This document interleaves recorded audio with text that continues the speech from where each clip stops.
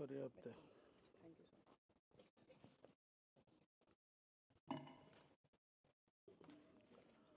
सुप्रभातम। आपको भी बोला है मैंने, आप नहीं बोलोगे, ये दोनों साइड वाले ही बोलेंगे। सुप्रभातम।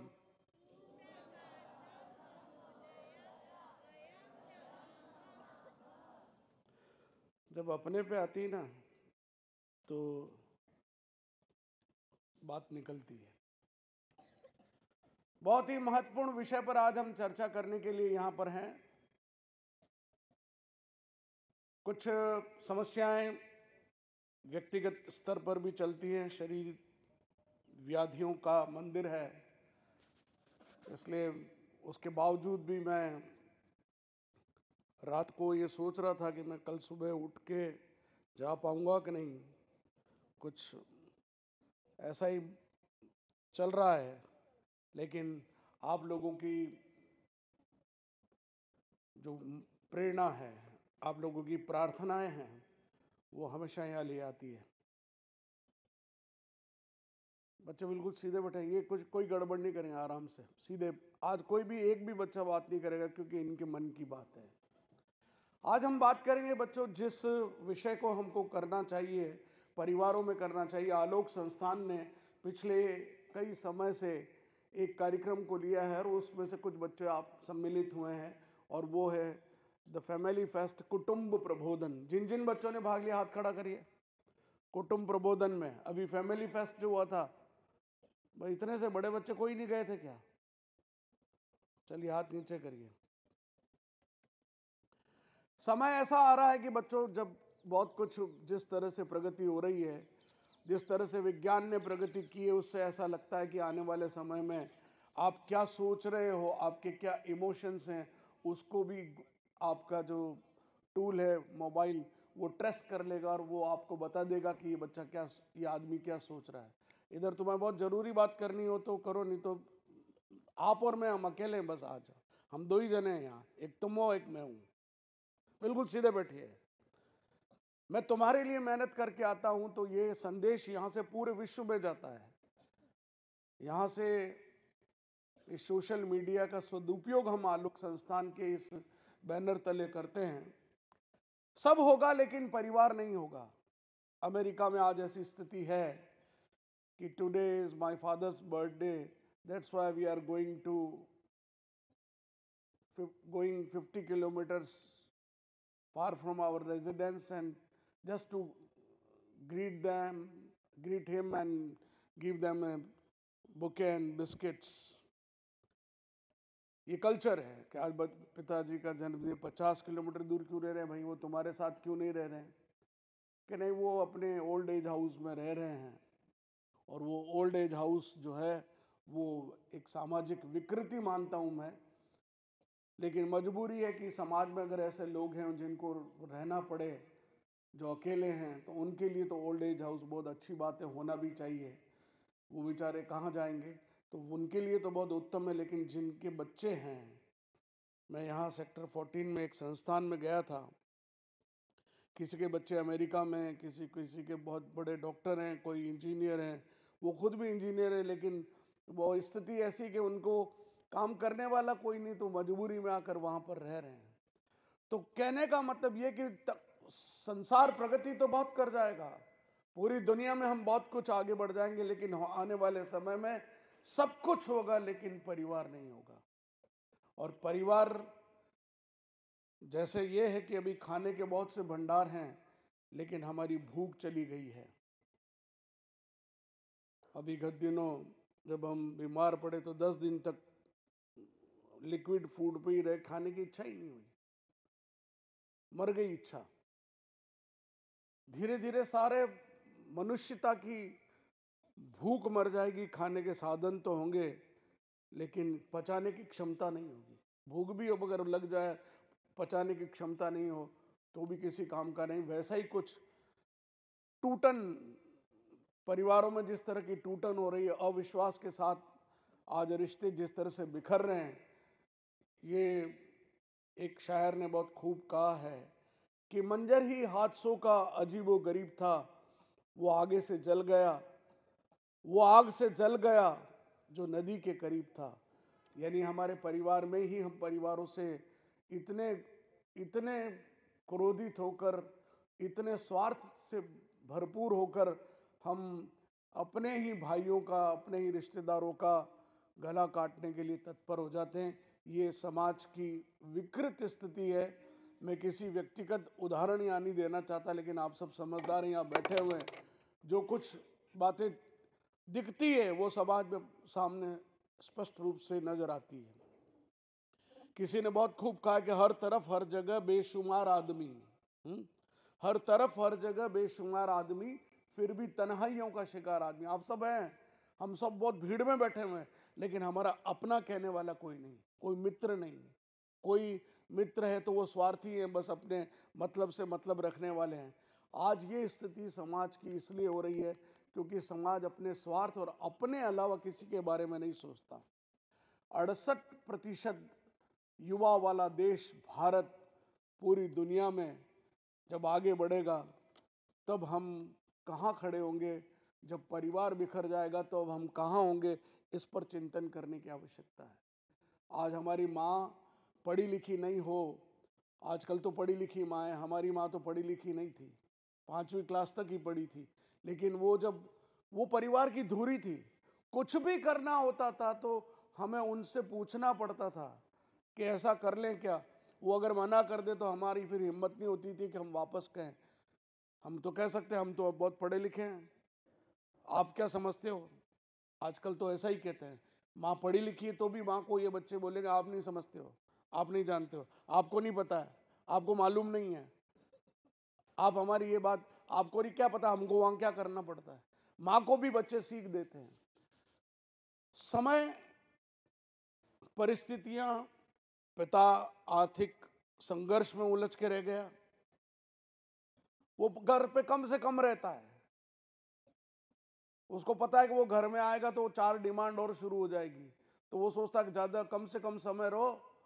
एक व्यक्ति ने ऐसे ही पूछा परिवार में कि अगर तुम घर जाओ और तुम्हारी पत्नी तुमको बहुत अच्छे से बोले और तुम्हारे बच्चे बहुत पास आके बोले कि पापा लाइए मैं आपका सूटकेस या आपका बैग वहाँ रख देता हूँ, आपके लिए मैं, बेटा बोले मैं चाय बना देता हूँ, पत्नी बोले मैं आपके पाँव दबा देती हूँ, आप आराम से बैठिए, हम आपको कोई डिस्टर्ब नहीं करेंगे, ऐसा हो जाए तो, उसने कहा ऐसा हो जाए तो परमात्मा का आशीर्वाद हो जाए। दूसरे से पूछा तुम्हारे साथ ऐसा हो जाए तो क्या होगा, उसने कहा ऐसा हो जाए तो मैं अपना बहुत परम सौभाग्य समझूंगा। और तीसरे से पूछा कि तुम्हारे साथ ऐसा हो जाए तो क्या होगा, उसने कहा कि पहले मैं तो यही सोचूंगा यार किस गलत घर में आ गया मैं तो, चलो। हाँ, तो ये घरों की स्थिति है। अगर कुछ अच्छा हो जाए तो हम ज़्यादा उस पर एनालिसिस नहीं करना चाहते। हम आज जिन परिवार के जिन विषयों पर बात करेंगे वो बहुत छोटे पॉइंट हैं। सबसे पहली है भूषा, वेशभूषा। अब वेशभूषा का मतलब ये कपड़े नहीं है, हम आचरण हमारा जो वहां पर है, परिवार में एक दूसरे के प्रति कैसा है, एक दूसरे के प्रति संदेह है, चाचा ताऊ के आपस में बन नहीं रही है, देवर जेठानी आपस में लड़ रही है, सास ससुर एक दूसरे को फूटी आंख नहीं देख रही है, भाइयों में आपस में बन नहीं रही है। ये जो स्थिति है ये भूषा, यानी वो एक अलग दिशा में, ये अलग दिशा में, तो इसको क्या शब्द बोला गया, भूषा। जिस वेशभूषा के साथ आपकी भूषा भी एक जैसी होनी चाहिए। दूसरा विषय आता है भाषा। आप बोल क्या रहे हैं घरों में, आप बोल तो बहुत अच्छी अच्छी बात रहे और व्यवहार में आपकी वो बात दिखती नहीं है, आप गाली गलौज करते हैं, बहुत कड़वे शब्द बोलते हैं। तो वो दूसरा महत्वपूर्ण विषय भाषा। तीसरा भोजन क्या कर रहे हैं। एक जमाने में किचन क्या होता था, आपको इसको थोड़ा समझना पड़ेगा बच्चों। आज का किचन तो जोमेटो और स्विगी हो गया है। आज का किचन घरों में बाइयाँ संभाल लेती है या और कोई खानसामा होगा वो संभाल लेगा। माँ के हाथ का खाना हुआ करता था, कविताएं लिखा करते थे। बेसन की चुपड़ी रोटी पर खट्टी चटनी जैसी माँ, ये निदा फाजली लिखते हैं। कि मतलब माँ कैसी हुआ करती थी, अगर चटनी से भी रोटी हमको खानी पड़ती थी, सूखे सूखे उस रोट जो होता था, सूखी रोटी, उसके बीच में थोड़ा सा नमक और मिर्ची लगाकर भी अगर माँ देती थी तो बड़े चाव से खाते थे। घर में कुछ नहीं होता था, आजकल तो पता नहीं, ये बच्चे सोच भी नहीं सकते। पहले कुछ नहीं होता था तो शक्कर में घी डाल के रोटी में लपेट के दे देते, वो माँ वो खिला देती थी, ले बेटा तेरी सेहत ठीक रहेगी। आजकल जो खाते हो वो तो आप सबको पता, मैं क्या शब्द बोलूँगा आगे बताऊंगा आपका। तो भोजन, भाषा के बाद भोजन बहुत महत्वपूर्ण है कि घर में जो बनता था कभी नहीं पूछा जाता था कि आज मैं क्या बनाऊं, क्या खाओगे। बड़े हेड ऑफ द फैमिली पूछा जाता था, आज तक किसी ने माँ से पूछा कि माँ तुम क्या खाओगी और हम बनाते हैं? बहुत रेयर होता है ऐसा। अक्सर यही होता, माँ पूछती बड़ा कि तुम क्या खाओगे, लेकिन पहले ऐसा नहीं होता था। पहले ऐसा होता था जो बना है वो सबको खाना है। पहले ये होता था जो बना है वो सबको खाना है, लेकिन आजकल ये है, ये मैं नहीं खाऊंगा, ये सब्जी मैं नहीं खाऊंगा, मैं वो नहीं खाऊंगा। और उसका मकसद ये होता है कि अल्टीमेटली मम्मी मोबाइल पर टिक करे और जोमेटो स्विगी से कुछ घर पे आ जाए, वो खा लिया जाएगा। तो भोजन नाम की चीज आज हमारे परिवारों से विलुप्त होती जा रही है। फिर आता है भजन। भजन का मतलब केवल भजन कीर्तन करना नहीं है। भजन का मतलब ये कि उस परिवार में वो आपस में लोग बैठकर कितनी देर शांति से 5 मिनट ही सही भगवान की आरती करते हैं, या जिसको भी आप मानते हो, क्या वो पूजा पाठ या वो कार्यक्रम घर में होता है? जिस घर में ये नहीं होता उस घर में कभी भी लक्ष्मी का वास नहीं होता है। सामूहिक रूप से 5 मिनट प्रार्थना करिए। आप हम यहां बैठे हैं, हमारी क्लासेस में भी प्रार्थना होती है, लेकिन उसका कोई सेंस नजर नहीं आता। वो माइक बोल देता है और हम खाली सुन लेते हैं, और बड़े बच्चे तो अपने काम में बिजी रहते हैं। मैं इस सच को जानता हूं, जब यहाँ ओम सहना भवतु होता है तो मनमोहन की आवाज में ओम सहना भवतु हो जाता है। बाकी छोटी क्लासेस में थोड़ा होता है, बाकी बड़ी क्लासेस में तो मंत्र पूछो खड़ा करके तो अभी नहीं बता पाएंगे। हमारे परिवारों में भी वही स्थिति है कि हम भगवान की तस्वीर तो लगा देते हैं, उस पर मिट्टी झाड़ने वाला नहीं मिले, कि या घर का एक आदमी उसमें असाइंड है कि वो आदमी पूजा करेगा, बाकी लोग कभी वहां के दर्शन भी नहीं करें। समय नहीं मिलता सुबह, मैं जानता हूं सवेरे सुबह 6:30-7 बजे से लोगों को अपनी दौड़ भाग में लगना पड़ता है। शाम का वक्त तो है, गोधूली वेला में जब गायें, गाँवों में गोधूली वेला ये होती थी जब गांव में गाय गाय चारागाह से लौटती थी तो वहां से गाय की टांगों से जो मिट्टी उड़ती थी उसको गोधूली वेला कहते थे। उस गोधूली वेला में जाकर, और सब लोग घरों में जब हाथ पैर धोते थे, पांव बाहर, घर के बाहर पांव धोए जाते थे कि घर के अंदर कोई गंदगी ना आए। आजकल तो किचन में भी जूते चलते हैं, सारी गंदगी, हाइजीन की बात करने वाले अपवित्र जूते किचन तक भी ले जाते हैं। डाइनिंग हॉल में तो आम बात है, होटलों में जब हम बैठते हैं तो वहाँ डाइनिंग हॉल में हमारे पाँव में जूते ही रहते हैं। लेकिन अगर सत्य यही है कि किसी दिन आलती पालती लगाकर जमीन में, जहाँ आपकी सिगड़ी लगी हुई, जहाँ गैस लगा हुआ है, जहाँ आपका किचन है, वहाँ बैठकर एक दिन भोजन करके देखिएगा आपको क्या अनुभव होता है। और माँ से कहिएगा कि माँ आप मुझे भोजन परोसिएगा। भोजन करते वक्त जब इन 5 उंगलियों को आप हाथ में लेकर, ये 5 तत्व है, ये 5 तत्व जब आप इन उंगलियों से जब भोजन करते हैं तो इसका स्वाद अलग होता है। वो छुर्री काटे चाइनीज वो स्टिक से आप पता नहीं क्या खाकर, आपको वो जीवन का वो अनुभव ही नहीं आ सकता। और आधा अनुभव तो इसलिए नहीं आ सकता, 90% लोग तो स्मार्टफोन में अपने लगे रहते हैं, उसको पता ही नहीं भोजन में स्वाद क्या है। ये मैं परिवारों के यथार्थ को आपके बीच रख रहा हूं। भजन ये 5वां पॉइंट है। गीता कहती है कि करना क्या है, कर्म सिखाती है। महाभारत कैसे रहना है, रामायण कैसे जीना है। ये 3 पॉइंट परिवारों में अगर समझ में आ जाए कि गीता का सिद्धांत कर्म का सिद्धांत है, महाभारत का सिद्धांत आपस में कैसे भाईचारे से रहना। ये जो मैं भूषा की बात कर रहा हूँ ये नाटक नहीं है। अभी मैंने ये पहना हुआ है, माला पहनी हुई, माला मुझे क्यों पहनी गई? मैं यहाँ व्यासपीठ पर बैठा हूँ, मुझे माला पहने गई, दूसरा कोई होगा तो फट निकाल के बाहर रख देगा, जैसे सांप पहना दिया हो। कहीं किसी कार्यक्रम में जाएंगे तो वो माला निकाल देंगे, तिलक लगाओगे तो तुरंत रुमाल निकाल के, अरे तेरे कलंक थोड़ी लगाया है तेरे मुंह पे, कालिक थोड़ी पोती है। टीका लगाया है, लेकिन फट वो उठाएगा और रगड़ डालेगा। शर्म करो तुम सनातन धर्म के मानने वाले लोगों, जिसके माथे पर टीका नहीं होता उसकी पूजा जीवन में कभी सफल नहीं होती, ये शास्त्र कहता है। इसलिए विद्यार्थियों को जब पढ़ने के लिए आना चाहिए, यहां पर पूजा के समय हम तिलक इसलिए लगाते थे। मैं थोड़ी बात रोषपूर्ण कर रहा हूं, लेकिन सत्य है जीवन का। वो सनातनी सनातनी नहीं जो जीवन में कभी टीका न लगा। मैं नहीं कहता कि आप ब्राह्मणों की तरह लंबी चोटी धारण करिए, ब्राह्मण हो तो रखिए भी, शिखा भी रखिए, लेकिन लाल रंग रोली का तिलक तो लगा सकते हैं, चंदन का टीका तो लगा सकते हैं, लेकिन नहीं लगाते, शर्म आती है। एक स्कूल में तो टीका लगा के चला गया तो उसको टीचर ने बाहर निकाल दिया, उस स्कूल की ऐसी तैसी होकर रहेगी। अब सनातन का कोई विरोध करके देखे, उसकी बैंड बजेगी। आने वाला समय सनातन का है, यानी हम जैसी संस्थानों का, आप जैसे विद्यार्थियों का समय है। जिस प्रकार परिवार में जब हम रहते हैं, भूषा का मतलब ये कि परिवार में जब हम रहते हैं, आप परिवार में कभी लोग, मुझे बहुत शर्म आती है मगर मजबूरी मुझे कहना पड़ेगा, बाहर लड़कियां पहन लेगी ऐसे कपड़े, एक टी शर्ट, कुछ भी नहीं पहना हुआ, और घर में आप उनको जाकर देखो तो ऐसा यूं ऐसी लगेगी कि जैसे कोई ये, इसको तो कभी मॉडर्न कपड़े पहनने आते ही नहीं है। बाहर वो कुछ भी पहन लेगी, अजीबोगरीब कपड़े। मैं एयरपोर्ट पे था, मेरी सीट के पास में एक लेडी आकर बैठी, मैं तो शर्म के मारे पानी पानी मुझे लगा, मैंने तो फिर सीट बदलवाई, मुझे मैं इसके साथ नहीं बैठ सकता। क्या कपड़े पहन रहे हैं? कपड़े आपके चरित्र को रिफ्लेक्ट करते हैं।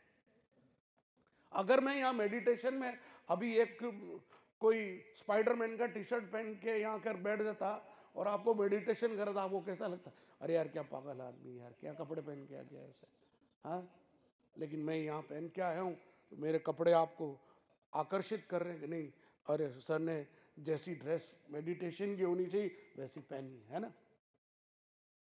अगर कहीं पार्टी में जाओगे, हाँ, और आप स्पोर्ट्स की टी शर्ट पहन के चले जाओ किसी शादी समारोह में, तो लोग कहेंगे ये क्या सीधा कहीं ग्राउंड से आ रहा है क्या?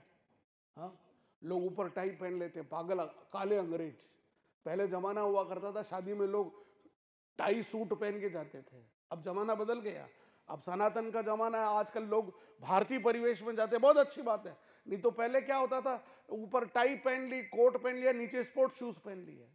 अरे तुमको अकल ही नहीं है, कपड़े कैसे पहनने चाहिए? भूषा, वेशभूषा, परिवार में कैसे रहना चाहिए, परिवार के नियमों की पालन, परिवार के हमारे मूल्य हमारे माता पिता नहीं बताते, दादा दादी नहीं बताते, बताना चाहिए। हमारे दादाजी कैसे थे, वो ऐसे पगड़ी पहनते थे, उनका फोटो देखो, ये जो फोटो है ये रोजाना ऐसे ही पगड़ी पहना करते थे, और ये जूतियां पहनते थे चमड़े की, और उसके बाद ऐसे पैदल खूब चला करते थे, असली घी की रोटियां खाते थे और खूब मेहनत मशक्कत करते थे। मेरे दादाजी एक पत्थर का कटोरा हुआ करता था। अभी मेरे पुराने घर चांदपोल का कल ही नांगल हुआ, मैं हमारे छोटे ब्रदर मनोज ने उसका नांगल किया, पुराना घर अब बदल गया, लेकिन वहाँ मेरे दादाजी एक पत्थर का कटोरा हुआ करता था, उसमें हलवा, रोज सवेरे कम से कम 200 ग्राम हलवा खा के जाते थे, कुछ नहीं खाते थे, और फिर दिन भर कुछ नहीं खाते थे और खूब मेहनत करते थे। 84 साल की उम्र तक भी वो फिट रहे। आजकल सुबह हलवा खा लो और बाप रे, हाँ। परिवार के उन मूल्यों को जिंदा रखने के लिए आपको परिवार के उन मूल्यों के साथ परिवार के बड़े बुजुर्गों को बच्चों के बीच में जोड़ना चाहिए। ये पेरेंट्स के लिए मैं कहना चाहता हूं। और अगर कोई व्यक्ति जिद पर अड़ा रहे, भीष्म पितामह ने एक गलती करी, उनकी भूषा ठीक नहीं थी, उन्होंने गलत प्रतिज्ञा कर ली कि मैं हस्तिनापुर के सिंहासन पर जो भी बैठेगा, मैं भीष्म प्रतिज्ञा करता हूं मैं उसका निरंतर साथ दूंगा। और उन्होंने गलत व्यक्ति जब दुर्योधन जैसा वहां सिंहासन पर बैठ गया और उनकी भूषा ठीक नहीं रही, वो प्रतिज्ञा उनके जीवन में एक अड़चन बन गई और अंतोतगत्वा भीष्म पितामह का अंत हुआ, क्योंकि उन्होंने गलत का साथ दिया। गांधारी आई थी, अंधी थी? नहीं, अंधी नहीं थी। गांधार नरेश की पुत्री, इतनी सुंदर गांधारी, दोनों आंखें थी, लेकिन धृतराष्ट्र अंधा था।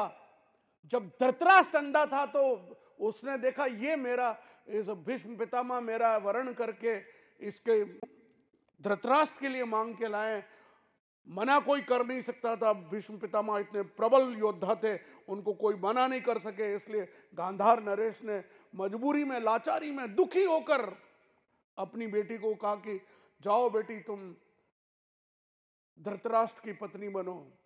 वो धृतराष्ट्र की पत्नी बनने के लिए जब उसने कहा मेरे पिता ने मेरे साथ ये किया, तो खुद भी अपनी आंखों पर पट्टी बांध ली। जो माँ बाप अपने बच्चों के सामने खुद आंखों पर पट्टी बांध देते हैं, उनके घर में दुर्योधन पैदा होता है। ये सत्य है। इसलिए मां को हमेशा आंखें खुली रखनी चाहिए। मेरा बेटा कहां आ रहा है, कहां जा रहा है, किससे बात कर रहा है, इसके दोस्त कौन है, ये शाम को कहां जाता है, किससे मिलता है, क्या काम करता है, कितना समय ये दोस्तों के साथ बिताता है, इसके दोस्त कैसे हैं। A man is known by his company। इसका विचार करना चाहिए। मैं थोड़ा रोष में और जोश में आज ये बात इसलिए कह रहा हूं कि ये परिवारों में हो रहा है। जो तीसरा उदाहरण कुंती का है, कुंती के पास साधन नहीं थे, जंगल में भटकी। हाँ, ये मां कैसी होनी चाहिए? गंधारी जैसी मां नहीं होनी चाहिए जो आंखों पर पट्टी बांध ले। वो कैसी मां होनी चाहिए? कुंती जैसी मां होनी चाहिए। आपको पता है कुंती के 3 बेटे थे। हम सोचते हैं 5 थे पांडव तो 5 थे, लेकिन वो कुंती के 3 बेटे थे। 2 बेटे नकुल और सहदेव किसके थे? हाँ, 2 बेटे किसके थे? केवल कादम्बरी को पता है। इनके घर में एक है उस नाम की, इसलिए माद्री। हमको पता ही नहीं पड़ा। जब वो पांडव के साथ सती हो गई, उसके बाद हमको महाभारत पढ़ते हुए भी हम में से किसी को यह कभी नहीं लगा कि पांडव 5 जो है वो 3 और 2 हैं। 3 एक मां के, 2 एक मां के। लेकिन महाभारत में कुंती ने उनके साथ जो सम व्यवहार किया, हमको कभी एहसास ही नहीं होता कि ये पांडव 3 और 2 हैं। कैसे पाला उनको? अभाव में पाला। संस्कारित किया जा सकता है अभाव में भी, कोई जरूरी नहीं कि अमीर आदमी।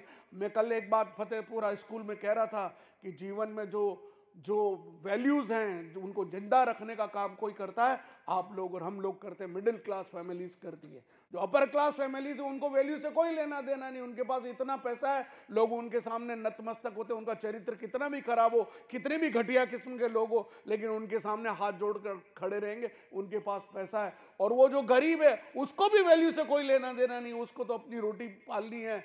आज अगर रोटी नहीं मिली तो कल वो चोरी भी कर लेगा। इसलिए नीचे वालों को भी वैल्यूज से कोई लेना देना नहीं, ऊपर वालों को भी कोई ज्यादा लेना देना नहीं। बहुत अच्छी फैमिलीज जो होगी वो वैल्यूज को जिंदा रखती। जो पारंपरिक व्यावसायिक हाउसेज हैं, जो बिजनेस हाउस है, उनमें जरूर वो वैल्यूज जिंदा रखती। बाकी ज्यादातर लोगों का आप देखेंगे कि उनके चरित्र कैसे होते हैं। आप फिल्म इंडस्ट्री को उठाकर देख लीजिए, किस तरह के लोग हैं, कैसे कैसे उनके बच्चे किस तरह की हरकतें करते हैं।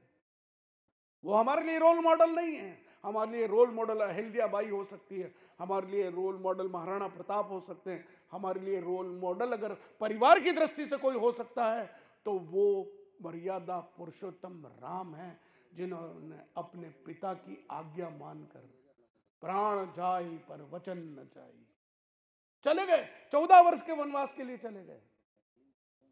और जिस मां ने उनके लिए वो 14 वर्ष का वनवास मांगा, उसके लिए एक लेश मात्र भी, एक भी बार रामायण में, राम कथा में कहीं ऐसा प्रसंग नहीं आता कि उन्होंने अपने उस बात को लेकर अपनी मां से, कैकेयी से कभी जीवन में द्वेष रखा हो। बल्कि हाथ जोड़कर कहा, मां आपने अगर ये वनवास नहीं दिया होता तो मैं राक्षसों का वध कैसे कर पाता। आपने माथे पर अपने कलंक लिखवाया, आप जैसा महान कोई नहीं। क्या बोला राम जी? ये राम कथा है। शब्दों की गरिमा। भोजन के बारे में मैं कह चुका हूं, भोजन बचाइए। अभी हमने एक अभियान भास्कर ने लिया था, उन्होंने मेरा भी फोटो छापा कि उतना ही ले थाली में, व्यर्थ न जाए नाली में।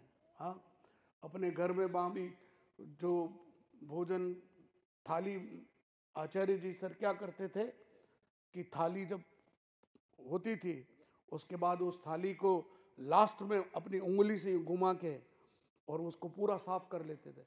और गांव में आज भी लोग उसमें एक आधा ग्लास पानी डाल के उसको हिला के उस थाली को पूरा पी लो। वो थाली रख दे तो आप कह नहीं सकते हो इसमें से किसी ने खाना खाया। और हमारे छोटे बच्चे भी यहां तक कि रोटी जेब में छुपाकर और फ्लश में जाके डालाते हैं, क्योंकि टीचर कहेगी तुमने खाना पूरा नहीं खाया। Have you finished your lunch?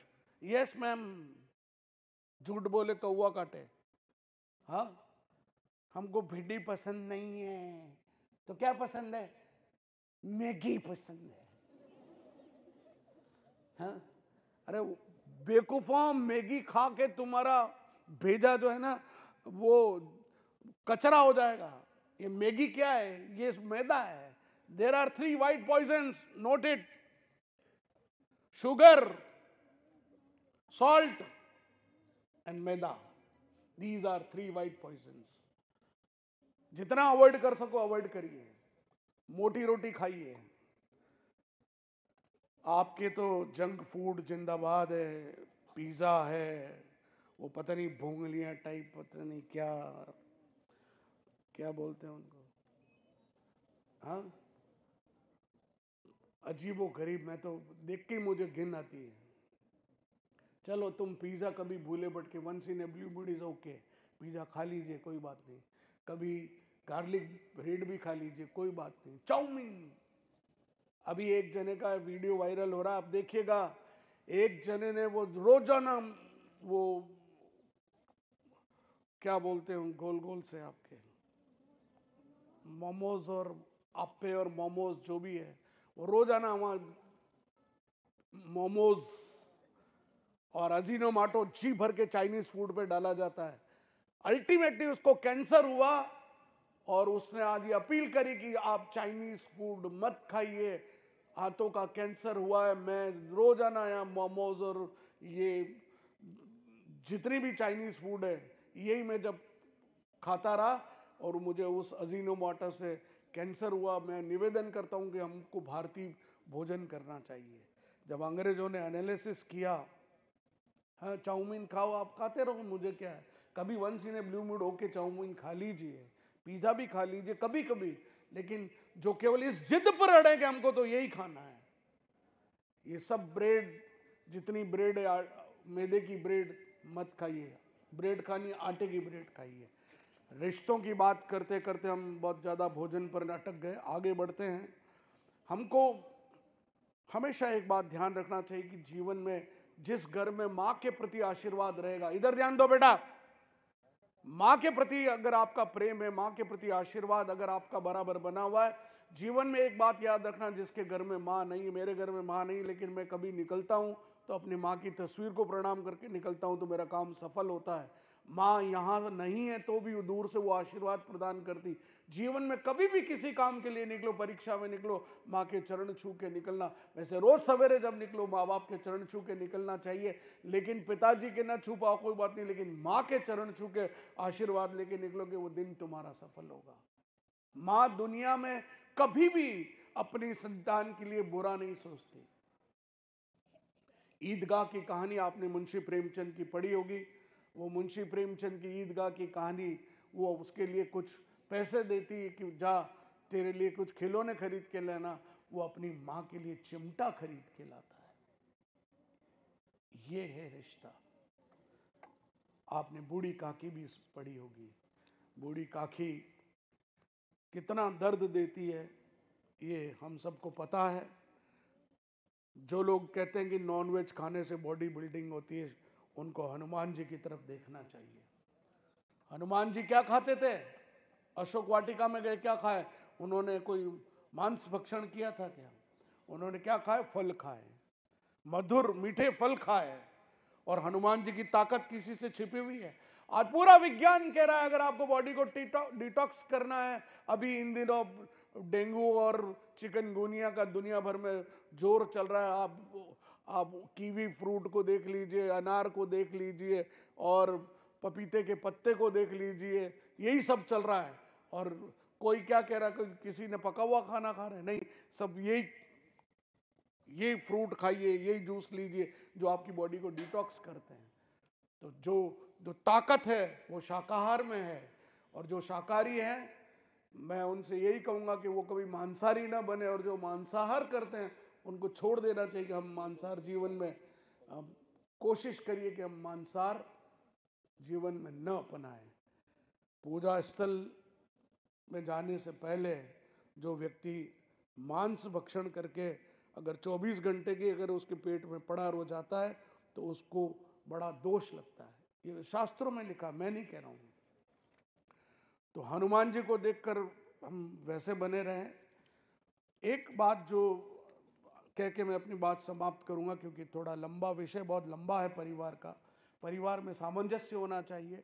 परिवार में हम सबको एक बात का विशेष ध्यान रखना चाहिए कि हम कभी जब बात करें तो परिवार में किसी व्यक्ति के व्यक्तिगत आचरण पर कमेंट करने की बजाय हम सामंजस्य बना के चलें।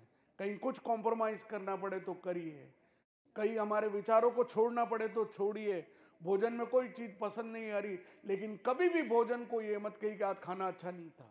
भोजन प्रसाद है, वो कहिए बहुत अच्छा है। जो बना रहे हो माँ को बोलो, मम्मी आज आपने क्या बढ़िया सब्जी बनाई है, तारीफ करिए माँ की। आपको देखिए वो कितना आनंद मिलेगा। आज अंत में मैं एक बात और कह के अपनी बात समाप्त करना चाहूँगा। ध्यान करेंगे फिर हम। परिवार में बड़ों का सम्मान करना सीखिए।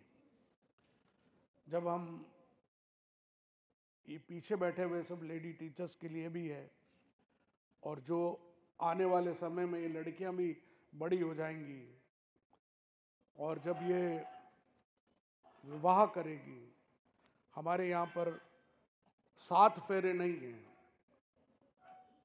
हम कहते जरूर है कि 7 फेरे, लेकिन वो 7 नहीं है, 4 ही हैं। हाँ, एडिशनल 3 बाद में जोड़ दिए गए, 4 फेरे लगते थे। 7 वचन लिए जाते थे, सप्तपदी उसको बोला गया, सप्तपदी। उनके पीछे का जो भाव है, मुझे भी पढ़ने को बड़ा आनंद आया। जो पहला वचन है वो है अन्न। ध्यान से सुना, पहला अन्न, कि तुम इसको शादी करके ले जा रहे हो, इसको तुम अच्छे से खाना खिलाओगे, इसको पुष्ट रखोगे, हष्ट पुष्ट, पहला वचन। हाँ, और जैसा खाओगे अन्न वैसा होगा मन। तो जो खराब खाना मत खिलाना इसको, नहीं तो ये भी खराब हो जाएगी, तुम भी खराब हो जाओगे। तो पहला वचन है अन्न। दूसरा वचन है बल, बल, ताकत। तुम इसकी रक्षा करने के लिए सदैव तुम अपने बल का, तुम एक पुरुष हो, तुम इस स्त्री को लेके जा रहे हो, इसकी रक्षा करने का दायित्व तुम पर है, इसलिए तुम सदैव बलशाली बने रहना, कमजोर मत बनना। हाँ, दूसरा वचन है। तीसरा वचन है धन। जो भी तुम कमा के लाओगे, हाँ, वो तुम इसको जरूर दोगे और वो इस पूरे परिवार को चलाएगी। हाँ, चौथा है दुख। जीवन में दुख आएगा, शादी करिए, परिवार चलाओगे, बेटे बेटी होंगे, बच्चे होंगे, माँ बाप मरेंगे, ऐसा होगा तो तुम्हारे घर में दुख होगा। तो दुख में तुम इसका साथ निभाओगे, सुख में तो निभाना ही है, लेकिन दुख में भी तुम, इसके परिवार में कोई दुख होगा, इसकी माँ मर गई, कभी कुछ हो गया, इसके परिवार में कोई संकट आ गया, तो तुम्हें सहायता करनी है, दुख। और पांचवा है परिवार की जिम्मेदारी निभाना, ये पांचवा फेरा है। और छठा है जब तुम अपने बच्चे बच्ची भी सब हो जाए, सब हो गए, सब तुम्हारा, तो तुम आपस में मित्र बनकर रहना, हाँ, फ्रेंड्स बनके। और सातवां है कि जीवन में कोई भी बात सबके बीच में इंसल्ट मत करना, एकांत में बात करना। ये 7 फेरे हैं। तो ये मैंने आज कुछ परिवार के मोटे मोटे पॉइंट आपके बीच रखे। वैसे बहुत से पॉइंट रह गए, फिर कभी आगे चर्चा करेंगे, समय बहुत हो चुका है। इसलिए 2, 4, 5 मिनट हम अच्छे से इस धूप में विटामिन डी लेते हुए ध्यान करेंगे। सीधे बैठ जाएं, आंखें बंद कर लीजिए। जो बात मैं कहूं उसको बहुत ध्यानपूर्वक सुनिएगा।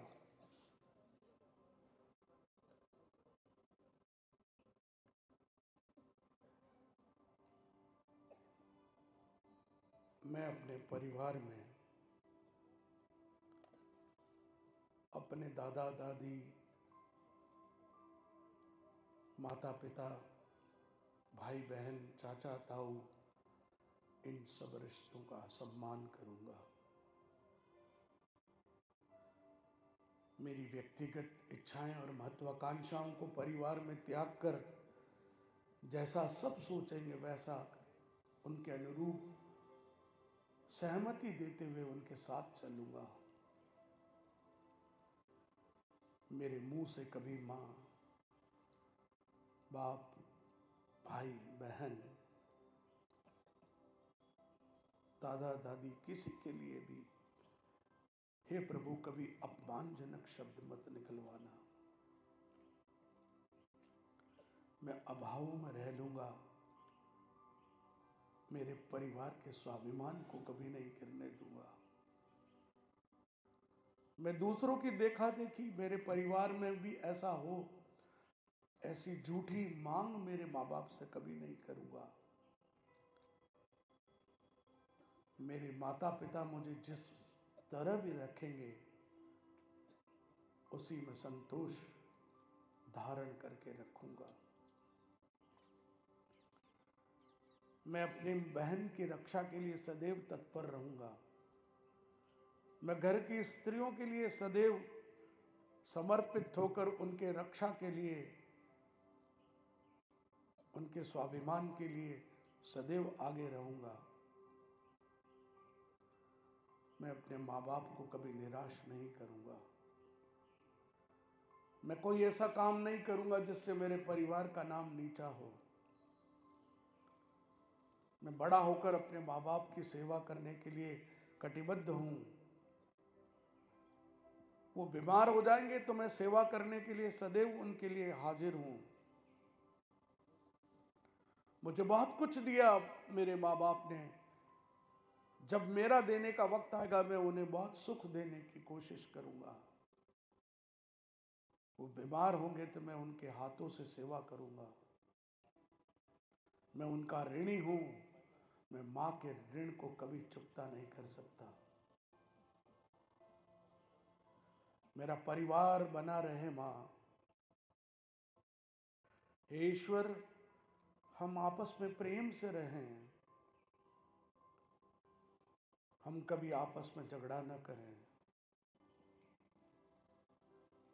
यदि देने की बात आए तो मैं अपना दे दूंगा सब कुछ। मैं ही इकट्ठा करके सब बटोर लूं, इस भाव को कभी मेरे अंदर पैदा नहीं होने दूंगा।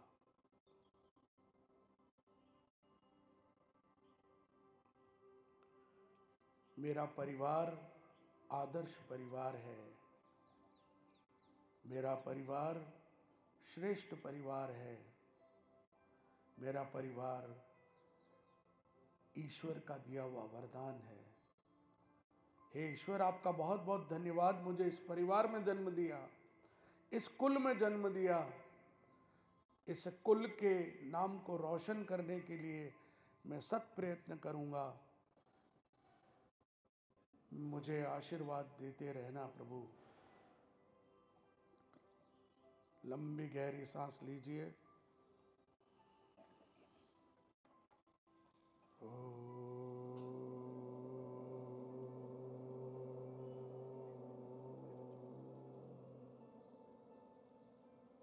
एक बार और लंबी सांस लीजिए।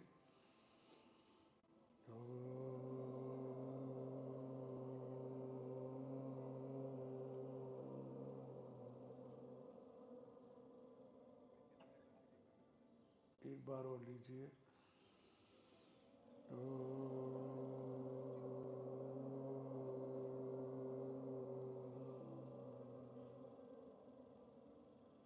दोनों हाथों की हथेली को रगड़िए और दिव्य प्रकाश का अनुभव करिए।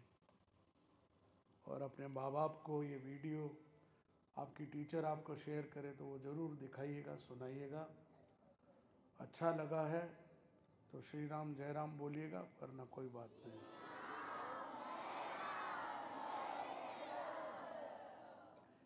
एक स्वर में बोलिए।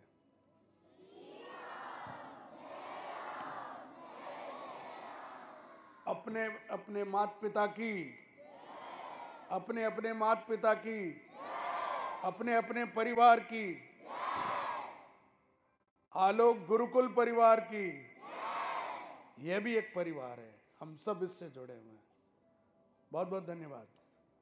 सुप्रभातम। आज की संस्कार ध्यान सभा में जो विभिन्न विषय